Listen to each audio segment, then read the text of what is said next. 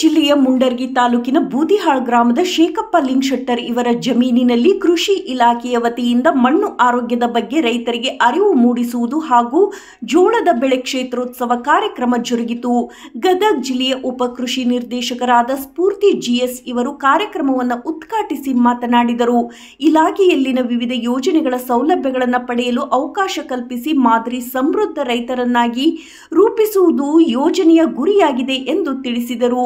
ಈ ಕಾರ್ಯಕ್ರಮದ ಅಧ್ಯಕ್ಷತೆಯನ್ನು ಸುರೇಶ್ ಹಲವಾಗಲಿ ವಹಿಸಿದ್ದರು.